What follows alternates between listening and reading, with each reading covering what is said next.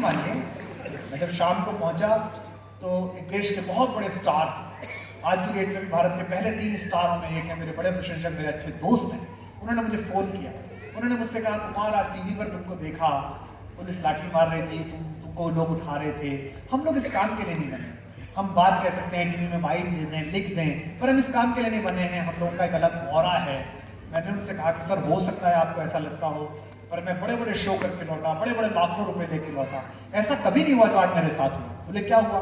मैंने कहा, जब मेरी पीठ पर सिकाई चल रही थी, मेरी पत्नी वहाँ पैड्स लगा के उसको सेक रही थी और वाटर बोतल रख रही थी, तो डीपीएस में पढ़ने वाली, तीसरी क्लास में पढ़ने वाली मेरी बेटी ने, जिसने टीवी देखा था, उसने आकर मेरे सिर पर हाथ रखा और कहा, daddy I am proud of you, यहाँ पर बहुत प्यार।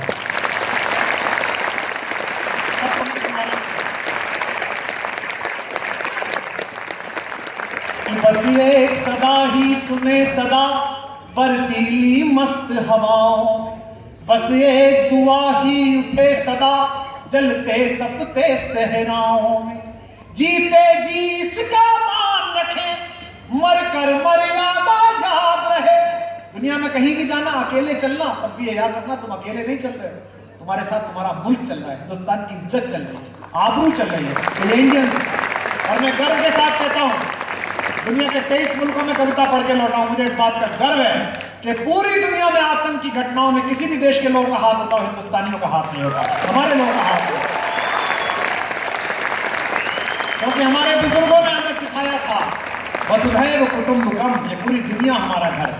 हम जहां गए हमने उस मिट्टी को भी सलाम दी। हम देवकी की गोद से गए, पर हमने यशोदा को कभी अपने कान्हा होने से नहीं रोका, हमने सदा उसे सुना किया। सब कह जीते जी इसका मान रखे, मर कर मर्यादा याद रहे, हम रहे कभी ना रहे मगर इसकी सज धज आबाद रहे।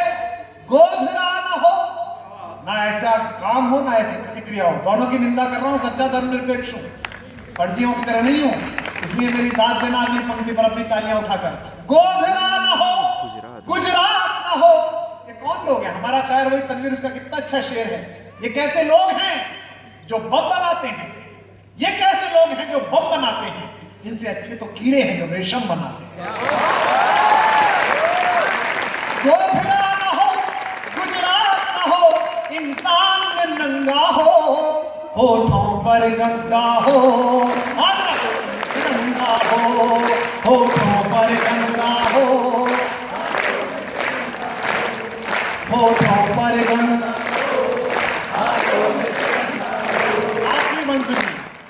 कि गीता का ज्ञान सुने न सुने, सुबह सुबह चैनल खोलिए, 100 चैनल पे 150 बाबा प्रवचन फैलते, ऐसा वो बता रहे। आप कम कह पाएंगे क्योंकि आप इस्लाम परस्त हैं, कोई बुरा मान जाएगा। मैं ब्राह्मण हूं, उपनिषद वेद पढ़ता हूं, इसलिए मैं अपने धर्म के लोगों को कह रहा हूं, ये धर्म है। हम छठी क्लास में थे, हमारे पिताजी ने कहा कि बेटा दादा ना च्यवनप्राश खाएंगे, तेरी ड्यूटी है शाम को रात को 9 बजे च्यवनप्राश देने जाना और दूध का गिलास अपनी मां से लेना। तो मैं पढ़ाई लिखाई में रुचि थी, मैंने च्यवनप्राश के डिब्बे में पढ़ा क्या लिख रहा है, तो उस पर लिखा था झंडू का च्यवनप्राश। तो अब एक ही बनाता था।